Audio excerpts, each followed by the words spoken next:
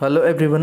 इस वीडियो में हम बात करेंगे साइंस चैप्टर है आपका chemistry, carbon and its compound. उसमें हम टॉपिक 2 डिस्कस करेंगे। टॉपिक 1 हमने डिस्कस कर लिया है, covalent bond and allotropes of carbon, जिसमें एलोट्रॉप्स ऑफ कार्बन में आपका ग्रेफाइट हो गया, डायमंड हो गया और बर्क फ्लोरेंस हो गया। ये तीनों डिस्कस कर दिया था और कोवैलेंट भी डिस्कस कर दिया था। अब टॉपिक 2 आए हैं, इस पे डिस्कस करते हैं और आपको टॉपिक 1 का लिंक जो है डिस्क्रिप्शन में मिल जाएगा, आप वहाँ जाके देख सकते हैं। आइए टॉपिक 2 पे चलते हैं। वर्सेटाइल नेचर ऑफ कार्बन, आपके सिलेबस में ये टॉपिक आ रहा है, तो इसकी सबसे पहले बेसिक इन्फॉर्मेशन डिस्कस करते हैं। It is estimated that there are the about 3 million carbon compound. यहाँ पे लगभग में बताया गया है कि 3 million carbon compound whose formula are known to chemist which is much greater than the compound form by the all other element put together. तो carbon के साथ अदर पूरे बोला जाए कि अदर कंपाउंड मतलब अदर एलिमेंट को लेके 3 million carbon compound near about हैं समथिंग। तो इस बेसिस पे factor due to which this is possible in the case of the carbon are catenation. तो सबसे पहली प्रॉपर्टी ये बताई गई है कैटिनेशन में कि the property of the carbon element due to which its atom can join or link with one another to form the carbon chain is called the catenation। इसमें क्या है कि कार्बन जो है अपन कार्बन के साथ चैन बना सकता है, ठीक है। इसी को क्या बोला जाता है, कैटेनेशन बोलते हैं। दीज कंपाउंड्स में हैव लॉन्ग चैन और कार्बन ब्रांच्ड, मतलब जो कार्बन की चैन होगी वो किस तरीके से क्या क्या हो सकती है, ये आपकी लॉन्ग चैन हो सकती है, ब्रांचेस हो सकती हैं, chain of carbon atom, even carbon atom arrange in the ring. और यहाँ पे बताया गया है कि in the addition carbon atom में भी linked by the single, double और ट्रिपल बॉन्ड। सिंगल एटम से दिखाया जा सकता है, डबल बॉन्ड से दिखाया जा सकता है, कार्बन ट्रिपल बॉन्ड से दिखाया जा सकता है। तो ये थी वर्सेटाइल नेचर ऑफ कार्बन में, ठीक है। पहला नेचर आपका कैटिनेशन हो गया। दूसरा हो गया ट्राइवैलेंसी। इसमें मैं सिंपल से अगर बात करूं तो आपका कार्बन का एटॉमिक नंबर क्या होता है, 6 होता है। तो इसका इलेक्ट्रॉनिक कॉन्फ़िगरेशन करेंगे तो 2 4 आएगा। तो आउटर मोस्ट में 4 इलेक्ट्रॉन है। तो इसी बेसिस पे बताया गया है कि the atomic number of carbon atom 6 and it's electronic configuration is 2 4 has a valency 4। Outer most में जो इलेक्ट्रॉन होते हैं लास्ट ऑर्बिट में वो आपका वैलेंसी बोली जाती है, ठीक। तो यहाँ पे it can bond with 4 other atom, और ये एक कार्बन 4 अदर एटम के साथ बॉन्डिंग कर सकता है, ठीक है। Of the monovalent element carbon form the compound which oxygen, carbon किसके किसके साथ कंपाउंड बनाता है, oxygen, hydrogen, nitrogen, sulphur, chlorine, इस तरीके से इनके साथ ये बॉन्ड बना सकता है, ठीक। फिर इसके बाद हम देखेंगे स्ट्रॉन्गनेस। देखा जाए तो the bond that carbon form with the most other element are very strong due to the small size, making these bonds are very stable. This enable the nucleus to hold on to the share pair of electron strongly. The bond formed by the element having the longer atom are much weaker।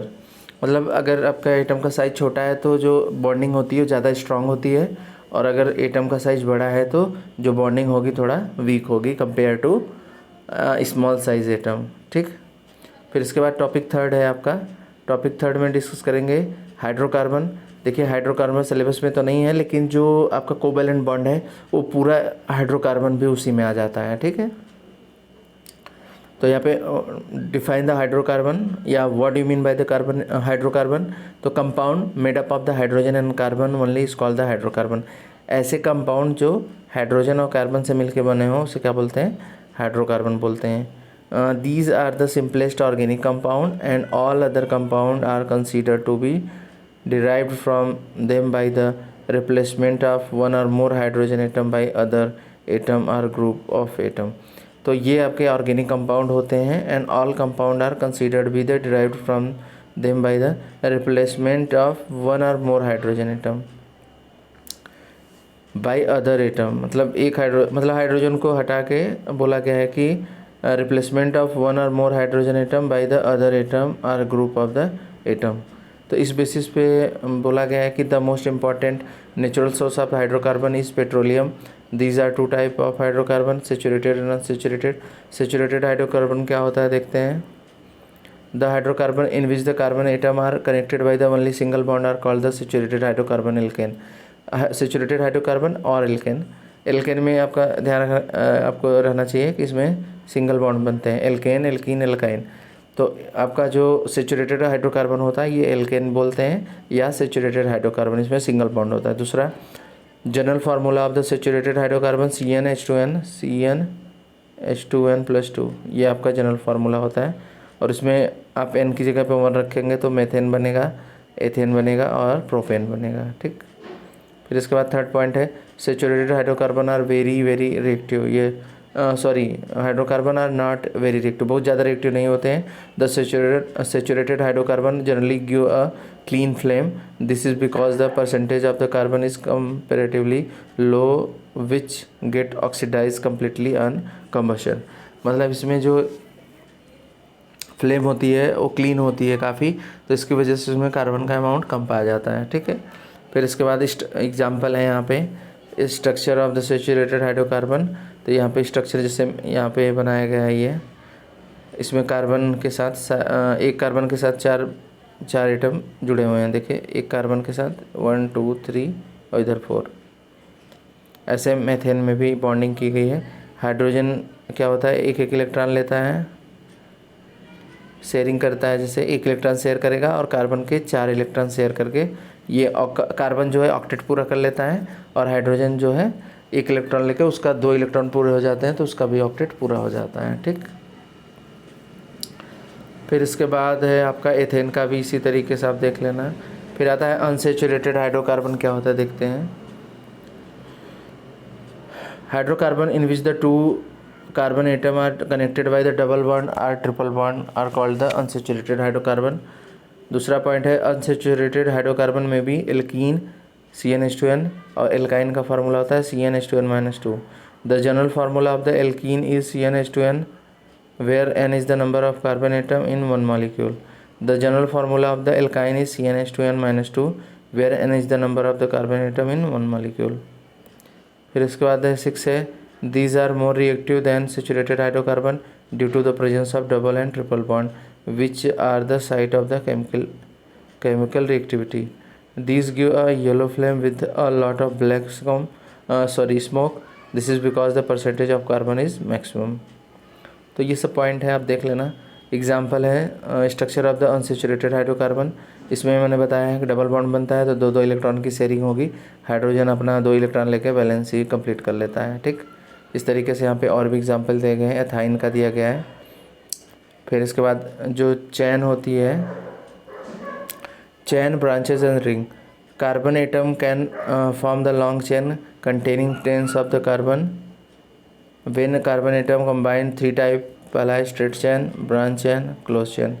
तो ये 3 तरीके से attachment होता है इसका। तो ये आपका स्ट्रेट चैन है, यहाँ ब्रांच में यानी कि कार्बन के साथ एक और अलग से ब्रांच लग गई है, और क्लोज में आपका पूरा कार्बन अटैचमेंट रहेगा क्लोज फिगर में, ठीक। फिर यहाँ पे आप देखेंगे close chain of the carbon atom, some compound have the carbon atom arranging the form of the ring as in the case of the cyclohexane C6H12. It is structure and shown in the below. Similarly the structure of benzene, benzene में आपका यहाँ पे double bond एक और रहेगा, alternate पे double bond होता है। ये आपका हो गया साइक्लोहेक्सेन और ये हो गया आपका बेंजीन। फिर इसके बाद यहाँ पे आप देखेंगे तो क्वेश्चन एक दिया गया है, what will be the formula and electron dot structure of the cyclopentane. तो साइक्लोपेंटेन यानी कि साइक्लो का मतलब हो क्लोज फिगर और पेंटेन मतलब 5 कार्बन होने चाहिए। तो यहाँ पे देख सकते हैं 1 2 3 4 5 और साइक्लो है तो साइक्लोपेंटेन C5H10 हो गया। इसका डॉट स्ट्रक्चर यहाँ पे देखिए बनाया गया है, 5 कार्बन लेके उसके साथ हाइड्रोजन सभी अटैच कर दिए, ठीक। कार्बन की वैलेंसी 8 होनी चाहिए पूरा टोटल, तब जाके वो ऑक्टेट पूरा करेगा, और हाइड्रोजन के लिए 2 इलेक्ट्रॉन की रिक्वायरमेंट होती है, ठीक। फिर इसके बाद आता है स्ट्रक्चर ऑफ आइसोमेरिज्म। आइसोमेरिज्म क्या होता है, organic compound having the same molecular formula but different physical and chemical property due to the different structure are called the structural isomer and this property is called the isomerism.